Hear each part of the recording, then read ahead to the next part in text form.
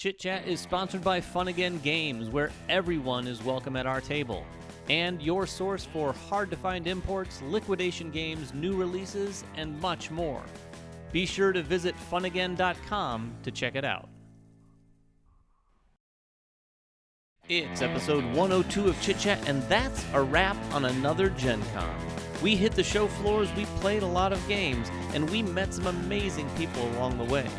We're here to tell you all about it, at least what we're allowed to. Welcome back to Chit Chat. This is episode 102. It's been a while since 101. There's a little thing called GenCon that happened between then and now. True. Yes. And that's what we're going to be talking about today. We're going to be talking about our experiences at GenCon. We're going to be talking about the after party that we've been having here the week after GenCon, trying to bring you more and more content that we couldn't bring the week of.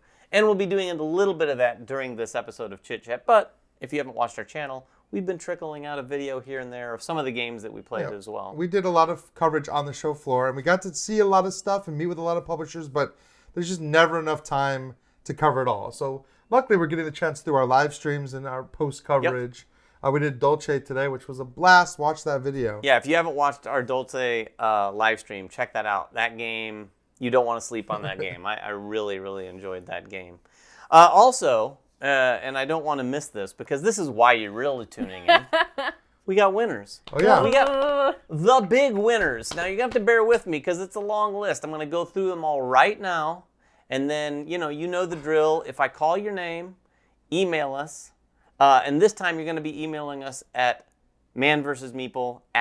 Oh, yeah. But a lot of them, we already have emails from them, too, right? That we could... That's true. Oh, you know what? That's true. We'll be in touch with you. Scratch what I just said. We'll email you. Wow. See? So check your emails if you're someone who doesn't. Check your emails. Yeah, check your remember emails. that. Everyone out there right now is saying, just say the names. Well, I'm going to say one name right now, and this is the biggest name.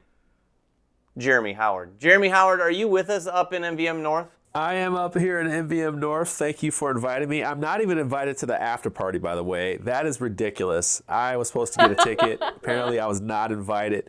I am not invited to the party. I am the man of party people, but I am not invited to the Man versus Meeple after party.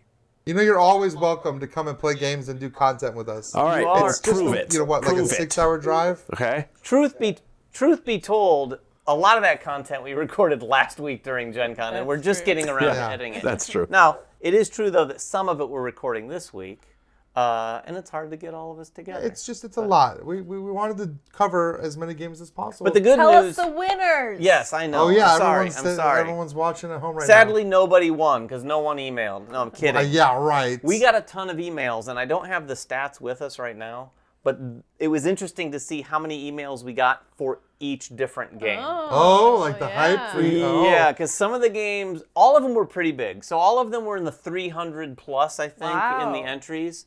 Some of them were for approaching 500. Wow. But I will say, we got a lot more views than we did submissions. So, next time, email us if you want to win a thing. But if you're just watching the show because the show's awesome, that's also great. Okay. But you can win a thing. Do you want to know the winners, or should we just move on? Okay, here are the winners. We're gonna need a timestamp for this at this point. Where are the winning parts here? All right, here we go. I just love that we've made you wait all this This time. is like one of those BuzzFeed articles where you have to read like an entire 6 pages before you get to the real article. The 10 winners of last episode. You won't believe number 3. Okay, the first one was the Merlin Big Box. I want to give a big shout out to all of the publishers. We didn't do a great job of that when we announced these. Merlin Big Box from Queen Games is going to Will Dunkerley. Oh. Will, I will email you shortly after this show, sometime this week, so that we can work out the details. Is everyone going to get a little personal message like that? Yes, from Ryan. The next one was Arc Nova. This one comes from Capstone, of course, and that one is going to Ryan Picklesheimer. Oh, so close. Not Ryan's. No, not Ryan. Congratulations, you've got fellow a copy. Ryan. On Mars with the Alien Invasion expansion goes to Justin Nichols. Justin Nichols sounds like a familiar name. Did they win? Did Justin I don't know, win but I feel like I've before? seen that name in the comments for sure. Yeah, I saw a lot of familiar names in the emails. Congrats, Justin. Congrats, Justin. My Father's Work. This one came. Oh, On Mars. That was from Eagle Griffin Games, by the way. Just loved Eagle Griffin. Thank you. Next one was My Father's Work from Renegade Games. This one goes to Tim Wagner. Congratulations, Tim. Perseverance Deluxe Edition is going to... This is the only one I picked that wasn't a full name. Oh, it's just like a... J-Power 2010. That was the name that came across. A good year for J Power. So, J-Power, congratulations on Perseverance. That one came from Mind Clash, of course. Next up was Wonderland's War with the chipset. This one is going nice. to James DeVito. James, congratulations on your win there. Bardsung from Steamforged is going to David Swanson. Oh, nice. Rococo Congrats. Deluxe is going to Greg Braxterman. It took me a while to pronounce that name. I practiced in the mirror before the episode. Nice job, David. Greg. It was Greg. Are you saying to me? To you, Oh. nice job for practicing. Thank you. Thank you. I think that was sincere. The next one was Nidavellir. This one comes with Thingavalier. This one's coming from Hachette. And it goes to Tanis Parkinson. Very cool name, by the way, Tanis. Look at this. And then finally, Septima, also from Mind Clash. And again, obviously this game isn't out. And in fact, all these games, just be patient with them shipping to you. But Septima is going to Marcel Claxton. So Oh, congratulations to all 10 winners from our episode 100. There's the confetti part. Wow, I hope you wrote those down somewhere else. I do. Because you have to edit this. I got a spreadsheet. You know what? Septima being the last one on your list, what a hit that was at GenCon. Oh, yeah. Oh, not yeah. not to segue, but they literally tore down one of their other tables to put up another Septima demo because the lines for the Septima demo were so long. That's crazy to me. Not only that, another part of the reason was they'd sold out of Perseverance. So, like, they weren't that makes demoing it sense. anymore because they didn't want to field the questions like, oh, can I buy a copy now? Yeah. No, you can't. And of course, you couldn't buy Septima. So, yeah, they had sort of one giant table with two Septimas at either end by the end of the convention, which is pretty cool. Lots of sellouts, too. I don't know if I remember a GenCon that had so many sellouts so early in the show. Yeah, I have to say that, and we have kind of segued. I do want to get back to the the prize for this one. I'm just like thinking ahead. But there were a lot of sellouts, and I don't know if this one sold out, but this was there, and this is the Parks expansion, the wildlife expansion for Parks from Keymaster. I bring this up for a couple reasons. One, it was at GenCon. It expands an already great and beautiful game, and I've looked through this, the new artwork, and the new cards. Add a few things. It's more of Parks, but it also is a few different things. There's a cool bison Nice. token too.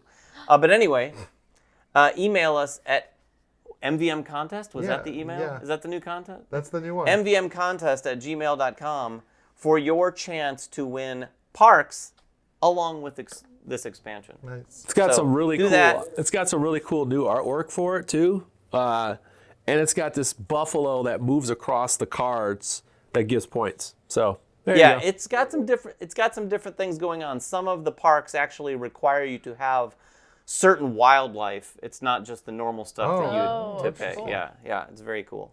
So anyway, we're giving that away, but now we're going to be talking about GenCon. We're not going to try to overlap too much the other content that we have out there. There's lots of other content out there. So There is. Yeah. But we're likely to talk about a little of that because some of it got us pretty excited at the show. And I would say, too, we're going to talk about some games and some things.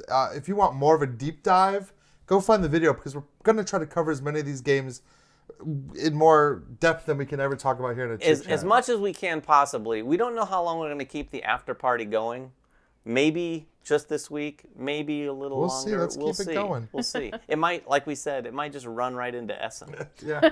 But we got a lot of games, and plus we got some games shipped to us while Gen Con was know. happening that weren't Gen Con releases. But let's focus. Let's focus back on Gen Con. Who wants to start and talk about their Gen Con experience and some of the cool things?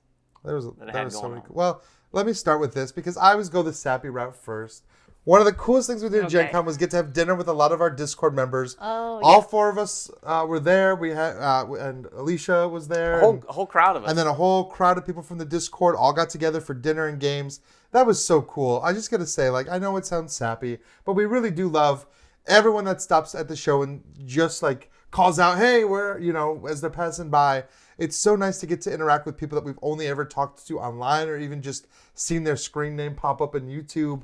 It was a really fun dinner No. Even though it was like Yeah. 90 degrees in the restaurant. It was mild. I'm so It was just mildly hotter than it is right now in the studio, but it was a warm Italian dinner that we had. But all kidding aside, it is a really great time to do that. We love being able to do that and meeting people. And then we went over to the JW Marriott afterwards and played a few games. Played some games together. Till, I don't know. I played till late. Probably, you were there later than I I was. was there till like 2 a.m. actually. I left between midnight and 1, but it was I a good think sharing time. a meal is nice, but playing games with people is really what I felt like. Was like, this is so cool. Like people that we know from the Discord, and we're actually getting to play real games with them and see what they think real time. I will say though, that meal was pretty good. I was good don't food. think I've ever been. We went to Buca di Beppo, and it was a lot of Italian food. Well, That's yeah, what they that's have. their I mean, whole, it was a lot the of whole Italian. thing is like you get a lot of Italian food. And the That's their night before was another thing that happened on Thursday night. One of the things I wanted to share, because it was also Italian food. I went. I don't think any of the rest of us went, but Alicia and I went to the strike tournament. I was there. Oh, that's right. I'm sorry. We sat Emily at the was same there. table, David. Emily was there. My bad. Emily, Alicia, and myself went to the strike tournament, along with Rob and Christina, who were staying with us from Blue Peg, Pink Peg. And it was a big spaghetti or lasagna dinner at the old spaghetti factory, plus everyone in attendance. And there were a lot of people I'd told about that joined us there. It was really cool. And in fact, one of those groups, the person ended up winning the whole thing Nice. that we know. whole But basically, meatball, huh? each table played a game of strike, and then it went down and down and down until it was one-on-one. Ooh. And what was hilarious is it ended up in 4 people. And if you've ever been, or if you've ever listened to Rolling Dice Taking Names, they do this Dice in a Bowl or Gladiators in Arena. It's like a debate that they have. Tony is Gladiators in Arena. Marty just thinks it's Dice in a Bowl. It's Dice in Meh. a Bowl. It's nice and a bowl. You don't So- need the theme for Strike. In the end, there were 4 people, and they all represented Gladiators in an arena. So Dice in the Bowl was off the table, right? Well, Marty, before the finals, bribed the 2 of the people with free games and stuff Yeah. to get them to jump Back? ship and come over to Dice in a Bowl. And one of those people won the whole thing. And she walked away. Turncoat. She walked away. Turncoat, yes. But owner of a lot of new games, also yes. That's awesome. Yeah, it's a lot of fun. I had to miss it. I was at the Sagrada event where they showed off Sagrada Artisans, Oh, the yeah? How legacy was version of that? Sagrada. It was a lot of fun. I see a video where I talk about it a little bit more in depth, but it was a lot of fun. They one of the designers of Sagrada, Daryl Andrews, was there, and they honored him with a stained glass window in honor That's of the How Sagrada. fitting. So it was a cool event. One thing that was really cool, there was a guy there who had played 99 games of Sagrada. And Daryl talked about this on social media. This was so cool. He'd been in the hospital. He had some real health issues, and he my just God. played Sagrada. And it just kind of was his motivation. And he came to GenCon in order to play his 100th game, specifically with Daryl, the designer of Sagrada. So That is cool. that was pretty cool to even just kind of be there for that kind of event. I know that meant a lot to Daryl. That meant a lot to him. I think his name was Cole, I believe. And That it is was super just cool. a really cool moment. I think those are the cool things about gaming, that like these cool stories that come out of people's love for these games. And it's really nice for like us on the other side, like people that work in the industry. We don't really, we don't always connect with games the same way because it's a job too, right? Yeah, But- sure. But to get to interact with people like who have this like serious love for particular Mm-hmm. games, it's just really neat. That is really cool. Jeremy, what about you? What were you up to Thursday night, if anything exciting, or anything that you can share appropriately? Just every night or just kind of walking the floor, even on Thursday, is just like, it's just hug city, man. I mean, I know we have COVID and stuff going on, but it's hard to like contain yourself when you haven't seen people that you know and you care about in years. You got to understand that like some of these people haven't been able to cross the border or fly here forever, and they didn't come to con last year and they didn't risk it, in the winter time where people were starting to come back to the cons. They didn't go to Gamma. Content creators, not only content creators, but publishers. And I know people are like, well, you're hanging out with publishers. Yeah, because we've been covering their games forever. And we get to know these people.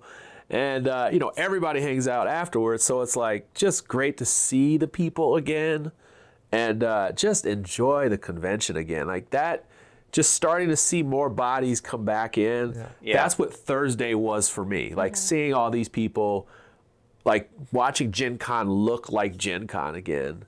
And, that was my Thursday thoughts. It was crazy. Like, in what happened, I was so busy that day, but that's what I remember. It's like, this feels like Gen Con again.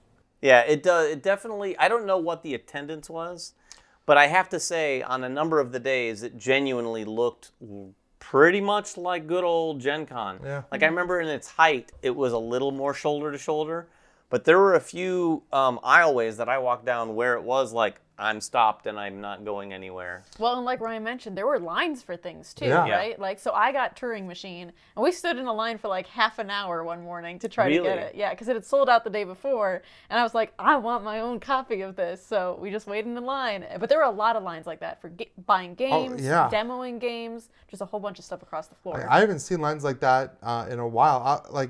I remember, the great Plan B rush of like 2016.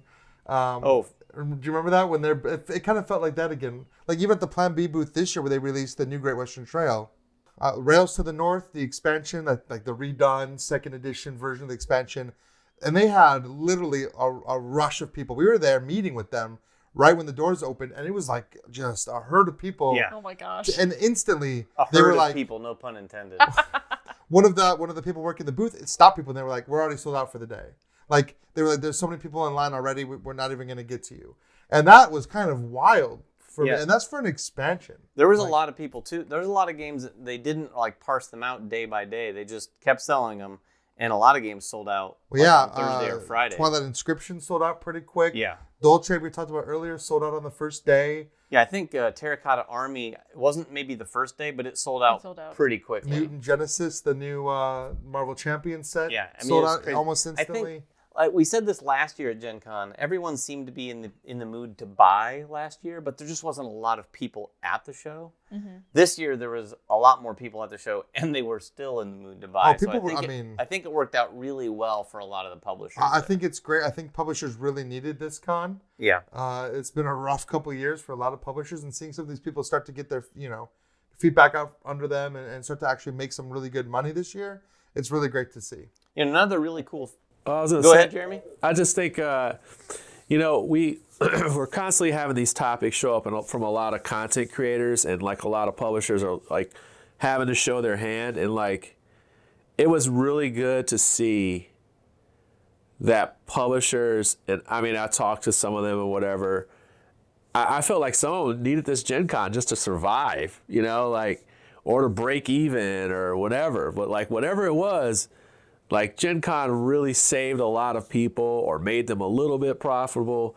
So it's really important, even though you're paying like MSRP for this stuff, like it definitely was one of those, you're doing not only getting cool games, but you're also really helping these publishers stay afloat this time. I felt that energy this time, and I felt like the publishers were like kind of relieved just to see I touched the stack of Terracotta Army on like Wednesday night or Thursday night, I think it was, whatever night it was.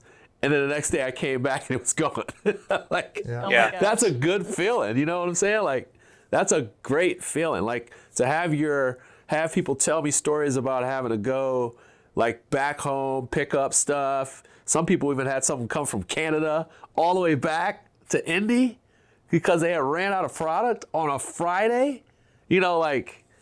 That's Gen Con. And like, that's healthy for the hobby, like that's healthy for us. So it's not just for the publisher, it's healthy for us so they can continue to make good games and bring them to us, and we can have more of these Gen Cons. So I thought that was just kind of a cool thought process. Like, I really was like, man, I'm really happy for the hobby so that we can get, these games are being sold. So yeah, those problems are really good problems to have for the publishers. I know when you can solve them. Yeah, when you can solve them. I know Connor at Inside Up, they had just a handful of boxes of Block and Key that they'd brought, and they sold out them quickly enough where he had someone go from Indy to St. Louis where they had some more and bring some back they could sell even more. And they almost sold all of those by the end of the week. And I've heard that story from multiple publishers that just like got more shipments in halfway through because they were just completely sold out of things. Yeah, if they can make it public, if they can make it profitable, that's a great thing. Conventions are an expensive endeavor for everyone involved, especially publishers. Crazy enough, I went by Cephalor Fair booth by the last day. They completely sold out of all of their Gloomhaven stuff. Really? Which is, I mean, they bring so much. It's amazing to me that 5 years later, Gloomhaven is still selling out. That's cons. crazy. They didn't sell out last year at GenCon. They didn't even come close at Origins, but this year they just I went to the booth. It was just empty, no product at all. It was crazy. Well, and I know Capstone did really well too. And one of the things that we saw there, which we have content up on the channel, which was a surprise to us, like the day beforehand, was this Arc Nova Zoo map Oh yeah, the pack. promo pack. Yeah. I talked to Clay too. This is another thing too, though. We're still dealing with a lot of issues with shipping and things like that. Everyone wanted Catherine from Capstone. He said it was. Oh, Yeah. I know. It was unfortunate. arriving the day after Gen Con was when the shipment was scheduled. And he's not the only one. We got to meet with AEG, and they were supposed to be having Ready, Set, Bet at the con. They didn't get it to sell. There was a lot of... Floodgate was supposed to have the new Sagrada expansion, the last Sagrada expansion, and didn't quite make it. It is unfortunate. Unfortunate that there were some horror stories with product missed, but I think that they probably hopefully sold enough to make up for it. Yeah, but speaking of Ready, Set, Bet, we talk about a little bit about these games. We do have content for that up as well, but we do want to touch on this because I have to My say, game of the con, I think. I think it was for me too because I've never had that much intense fun at the table. And I think all of us, Jeremy, did you get a chance to try Ready, Set, Bet? Yeah. That night after the dinner, and you did too, right? I did Emily? too. Mm-hmm. Yeah, I think all of us had a lot of fun playing it. And when there's a caller sitting there doing it really well, going, okay, and horse number 5 is blah, blah, blah, blah, blah, you know, you really get into it. You try not to mumble like I just did, but you get the idea. When someone's doing that and everyone's around the table, and some crazy things can happen when you're rolling dice. So like the 12 horse or the 11-12 horse, you know, it's not supposed to win because you're not going to roll that very often. But when it starts coming up and you're like, everyone's going, come on, 12, come on, 12. And then it just bursts at the end when there's like a photo finish type thing. I'll say I've never experienced anything like this game, honestly. And this is something I was talking about even before I played it. I was looking for unique experiences, and two of my favorite games that I walked away from this con were very unique. Ready, Set, Bet, of course, being one. Because like that moment we were playing, and something that David didn't mention too, if you roll the same number twice, they get a boost. Yeah. And so if like that 11 and 12 just starts getting up, and Rob Rouse, and I were just putting all of our money on 12, and we were just sitting there pulling our hair out until you start rolling 12s, and you know, it gets down to the wire, and everybody's like, it feels like you have real money on the table. Mm-hmm. Like the stakes feel so real, even though it's all just chips and you're just scoring points, but it felt so invested. Yeah. So definitely look out for that when it is coming. I think it's probably going to release later this year. I'm guessing maybe in the Essen time frame or a little after that. Yeah. So look for Ready, Set, Bet for sure. Any other game? Emily, what's your game of the con? Well, I was going to say another game that reminded me of Ready, Set, Bet because it was a lot of wild fun was a game called Wild Style that was new from Pandasaurus. That's a skateboarding one, right? Yes. Yeah? Well, no, not the skateboarding one because the skateboarding one was different. This one is that you're tagging places around the city. Oh, yeah, okay. So it's a real-time game, and so you're trying to make sets of each of the locations in the city, and as you do that, you're putting out your tags around the city and trying to score points. It's over 3 rounds.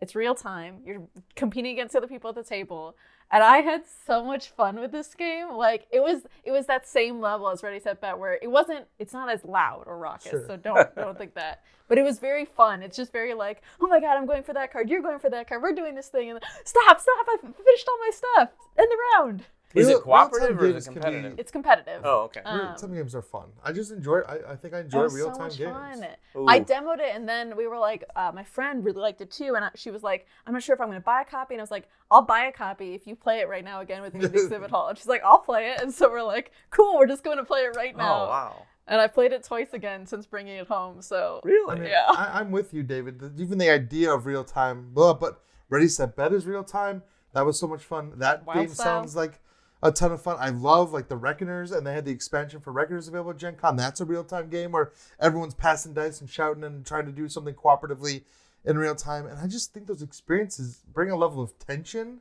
and excitement when it goes well, and you just have that excitement of like, okay, you actually feel that adrenaline pumping much more than you do playing a turn-to-turn Euro, which I still love those games, of course. Yeah. Of course. But there's something to be said for that excitement of a real-time game, I think. So speaking of Euros, were there any Euros that we played? Well, okay, so there were, obviously. There was a lot going, or a lot that we wanted to see going into Gen Con. A lot of that stuff we got to see, but there were some surprises. One of those was Tiletum from Board and Dice, which I did not know was going to be there. I don't know if they knew it was going to be there, but they had a demo copy that arrived, which we got to take, and we're making some content on. This is Tassini and Luciani. Yeah. So two all-star designers. It's the next T game, It's the next T game, Game. which is weird because I think it's also the first T game set in like Europe. So Yeah. it did feel like a more... Oh, that's wild. Yeah, it made it feel like more of a Euro because you're literally just moving around Europe, leaving these trading houses down. So it kind of felt like Concordia or Hansa Teutonica, Sure. you know, in theme. So it was a weird theme for them, I think, to go back to those roots. Well, it was different. But the gameplay is so satisfying. And I think mechanically, too, it feels very Euro. Yeah. Jeremy, as you would say, this is Euro like the- Euro the Euro the game. Euro game, baby. And even, I mean, it's, you know, back to your beiges and browns, which I love, you know, colorful Euros, Praga, and we've seen a lot of games come out that are like what I would call like hybrids that have a lot of Euro mechanics with, you know, splashy colors and really cool looking artwork. I love that too. But it's like coming home to play like a really beige, brown looking Euro Yeah, game. but it was good. Ryan, I didn't get a chance to play it at the show, but Ryan brought it over the other day and ran me through like the first 2 rounds of it anyway. It plays pretty quickly too. Oh, yeah, Like it's not at least your the 2 turns of are us, quick. even with like me learning it, we got through 2 rounds, which I think it's only a 4-round game, right? Yeah. Pretty quickly. And it does a lot of really cool, interesting Euro-y things. It makes you feel like, is this some classic Euro I just never knew about? It did feel like That's that, what yeah. it feels like, but it does some really cool layered medium weight plus type of things. Also, too, since we got Jeremy right here, one of my highlights of the con, Jeremy and I got to play Great Western Trail Argentina together. We started way too late at night. Yes. We definitely He did. was like, yes. But we had, I mean, I loved it. I thought it was fantastic. It does enough different things. I didn't play it, but we got sort of the lowdown on the game. Yeah. And Ryan has experienced it as Jeremy. It does some things that definitely makes you, as a fan of Great Western Trail, go, okay, this has got some different things going on. And it's just enough, I think, to make people feel like, okay, I'll need to give this a try because there's enough different that makes it feel like a different sort of game. You liked it, Jeremy? I would say, as someone who's like not like I like Great Western Trail. You saw the review how I feel about Great Western Trail. It's not like one of my top 50 games, but I feel like this one is just way better. Like it just gives you more to pay attention to. It's more interesting thematic wise. You know, there's just a lot more going on that I felt like was more significant. Like there's these little kind of they're like city boards. And they have these different like kind of scoring that you would dedicate when you get wheat. What is it? Is it wheat, Ryan? Grain, yeah. Grain. Yeah. And you're kind of like donating to those spots. You're dropping off those spots so you can get, you know, more money or points. I thought that part was interesting. I just thought the way you deliver was way more interesting in this one. You know, it's still got the same classic gameplay. So if you're familiar with Great Western Trail, you're going to be familiar here. But it's a good 20-30% more of this game, and it may feel like a big module to some people, but for me it just felt like a better experience in the box. So I don't know, take that for what you are. If you're not one of those big Great Western Trail fans, you may want to pay attention to some of the details of the game a little bit deeper, maybe see some other playthroughs or something like that, but I just thought it was a better experience overall. So if you love Great Western Trail, definitely keep your eye on this one. That's exciting. And I do want to say, too, before we wrap up, I would be remiss if I didn't mention this. What ultimately ended up being my #1 played game at Gen Con, played it multiple times every single day at I have a Gen Con, guess. was Scout. Scout. Yep. Oh, I That- still haven't played it. I so badly. that game, I was like, No. I was like, what's the hype? Everyone's talking about Scout. It won the Spiel des Jahres or Kenner, one of the. Did it? Yeah, Oh. and I couldn't remember if it was Kenner or I think it was just regular Spiel. That It But, was a awards. spiel. yeah, awards. everyone's talking about it. Everyone's playing it. Everywhere I go, people are pulling out of their pockets. And the first night I was like, okay, let's play. Or the second night I was like, Thursday, let's play Scout. I was like, oh my gosh, this game is good. Like that, it's just flat out good. It's one of the best trick-taking games, the most fun trick-taking games I've played. So I definitely want to got give a up shout out to early. Scout. I got up early to get in line to buy that game. Like, I have been waiting for this game to be available for almost a year. I could not find it. I import stuff all the time. And I was looking for it everywhere. Oink games are kind of hard to find if you're trying to import stuff. So even from their site, because they're sold, like they sell out. They're always sold out of their stuff if it's a fairly popular game. And Scout was just one of those ones. I couldn't find it. And when I found out it was going to be there, I got in the hall the earliest I could get in the hall and waited for them to arrive. I was like, I have to have Scout. And while you're at the Oink Games booth, you always end up buying other stuff, which is, it's a weird thing with Oink. They do such a good job of explaining their games in these little cards. And you can kind of like get an explanation. And it's for some reason, it's almost like it's a bakery of board games. Like you go in there looking like for a muffin and then you end up buying like a dozen. Well, that's like the Oink booth. It's like, hey, I'll buy one, and then you end up buying 3 instead. So I bought Scout and like a couple other games. It doesn't hurt that they sell deals too. And No, like, they always do. They their have like boxes are 3 so for appealing. 50 or something like. They always have something. You can't help it. And the thing is, thankfully, most of their games are good. So take it for what you will. So, speaking of the games, we've been all over the place talking about events, we've talked about games, we've talked about some of the meetings we've had. But let's focus on a few more of the games that we played. Let's each do one more game that we played during GenCon that it doesn't have to be our favorite, but maybe a noteworthy game. Emily, take it away. The other one I'll say then was Atiwa, which is the new Uwe Rosenberg game. Yeah. It's about bats. It's got a bat on the cover. I didn't And even know it was there. Yeah, I was there for Yeah. demoing only. Yeah. It was definitely very much prototype copy of it, so it's not like final pieces or anything, but it was super cool to get to play it super early too. So what I really liked about this one, and I think I don't want to say anything too bold yet because we didn't even get to play the full game, but I really enjoyed it. So I'm interested to see where it ranks against other Uwe titles once it does actually release. Interesting. Okay. But it has a super cool mechanism where, like, when you take income, you start at the top of your board. And you start with, like, however many goats you have, they're going to give you the ability to take more trees. And then once you look at trees, the trees are going to produce fruit. And the fruit is going to produce more bats because it attracts bats. And the bats produce something else. And so you just, like, as you're taking income, you're actually getting more income for the next line, which gives you more income for the next line. So it just keeps feeding on itself.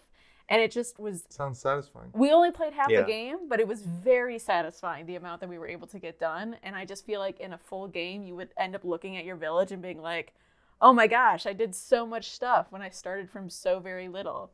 You do have to feed your people. Of course. So, of course, there's that. But it definitely didn't feel as punishing as some of the other titles. So it was a nice, really enjoyable experience. That sounds cool. So I'll go next. This is a game, I'm going to cheat a little. We got it a little bit before GenCon. But it was a big GenCon seller, and that is Planet Unknown. And this is a tile-laying game that has this really amazing Lazy Susan thing that has all these polyominoes in it. The coolest thing about this game, so you each have a planet. You're placing these polyominoes on that planet to try to, like, not only fill it in, but you're sort of navigating the planet a little bit, trying to surround things, pick up people in these, like, little pods. But the coolest thing is you can play very basic vanilla, where the planet board itself is the same as everyone at the table, and your corporation board is the same. Or you can flip either of those or both of them over, and they're variable. The variable corporation boards are the coolest thing going on. They behave completely I like differently. variable And these powers. corporation boards, there's basically all these tracks you're going up. So when you draft tiles, and you're all drafting together, but there's one person who chooses where they want to draft from, and everyone else has to take from the Lazy Susan in front of them. And when you add something, you're just simply going up a track. But then you go up this track, and there's a bonus, and it triggers you going up another track. So there's a lot of that fun chaining of bonuses together. But some of the powers are crazy, where people are, you look over at someone's board, and you're like, what are you doing? Because there's, like, other components on your board that you're using. It's so interesting. I can't wait to dig into more of it and play it with you guys to try out more of the corporation. Yeah, I saw a demo of it, but I think they were sold out. by Yeah, the they time we did. went. They sold out for Again, sure. another one sold out. I would say, so we did get to see and play most of our top 15. So if you saw that other video, that was great. We'll talk about a lot of those. We've talked about a lot of them. I don't know if you mentioned Turing Machine. That was one I enjoyed. I love Turing Machine. But the one Big I really fan. want to talk about was Evergreen. I think this was just a great little 45-minute game. It's super cool. And like they put a lot of work into the production. Like it's this beautiful planet board. It is with gorgeous. all these little inset pieces divided into these different climate zones, and you're literally trying to build up this world by planting trees. And you can have small trees and big trees, and then you can have bushes and lakes and like all these different terrain tiles. But it's a drafting game, and you're drafting these cards, and the cards tell you where you can take your actions, what biome you can take your actions in. But what's neat is the scoring mechanism. The sun is shining on a different hemisphere based on what season it is. And the sun moves around your board and it shines light. And some trees block other things. So big trees block small trees and things like that. And you're trying to have the sunlight shine in to score the most points. But knowing that as you're placing everything to try to score points for this round, knowing that the sun is going to rotate and come from another direction just means you have to think about so much when you're trying to plan out your board.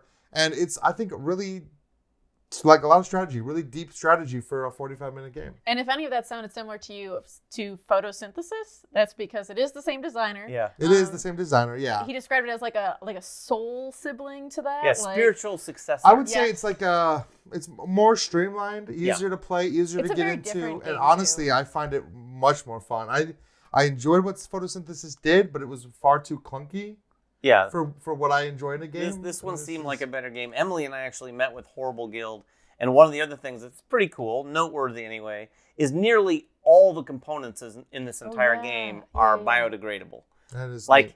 everything in there. I think there was just like the shrink wrap on the box Is was the one only of thing the that few isn't. things that Yeah. wasn't biodegradable, but they had to have that on there. Uh-huh. But it's really new, really nice, and you open up, like Ryan said, it's very beautiful. Even when you have it all open and there's all these little trays for all the components. Gorgeous, super gorgeous nice. game.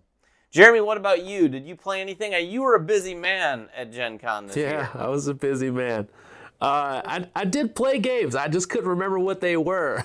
So I did. I played this game coming out called Forsaken. It's coming to Kickstarter soon. Travis Chance, Mike Mahilsek, Game Trace is coming out with a game.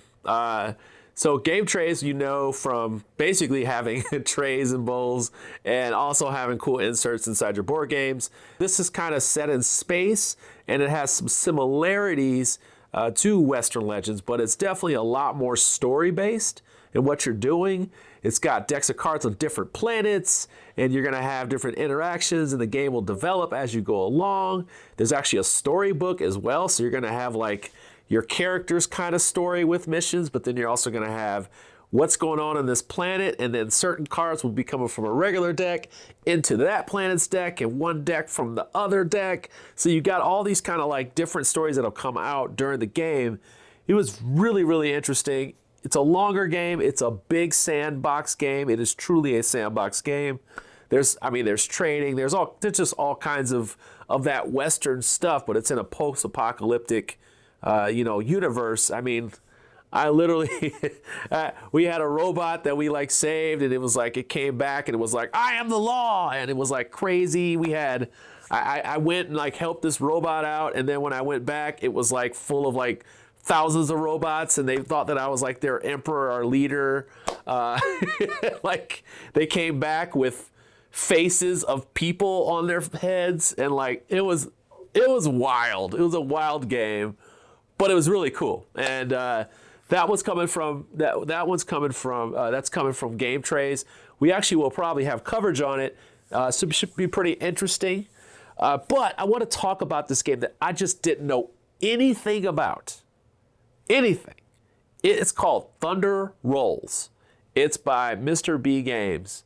It is. I didn't know it was on Kickstarter. It was on Kickstarter, and it's a racing game, of course, right? You're racing. But it's a dice placement game. You roll the dice, you're running this race, but then you have these spots where you're going to put them on actions on the board.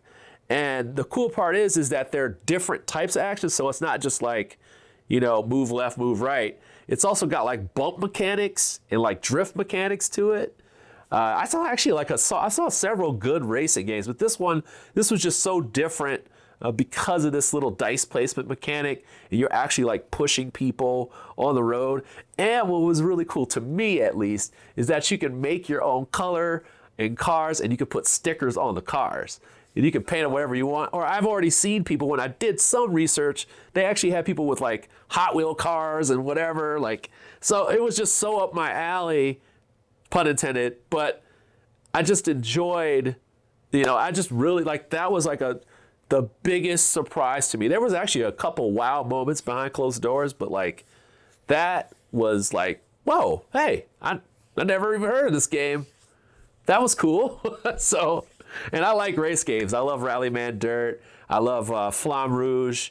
I saw that game. I saw the Thunder Rolls game, and then I saw another one that's coming by. I think it's Underdog Games. It was a pretty cool with like little pieces that you actually show your speed and your arc on the pieces, which is kind of cool too. So there's some interesting racing games coming, and I like that kind of stuff. Yeah, so you heard it here first, everyone. Jeremy's going to have a whole series of racing game videos coming out between now and this time next year. That is all the games we played. That's not even half the experience we had at GenCon. No, there's so much more. So we are going to be trying to bring more and more of that content to you in the not too distant future here, if we can. We've got a lot of games to play. There's a lot that we haven't tried. There's a lot that some of us tried and some of us haven't. Yeah. Jeremy's even going to come back down here in like a couple weeks. So we're going to be playing and recording even more, not too far. Jeremy, that's fantastic, by the way. He was just down here, everybody. I know, and he's coming right back down because he's going to get some. I think he's going to meet up with Travis and do some Forsaken content. I'm dying to play Forsaken. And we'll probably get some stuff done and some games played too. But that's what we've been up to. Thank you for tuning in for episode 102 of Chit Chat. Remember to comment below for your chance to win Parks and the expansion. And until next time, make sure everyone has fun at the table, and we'll see you then.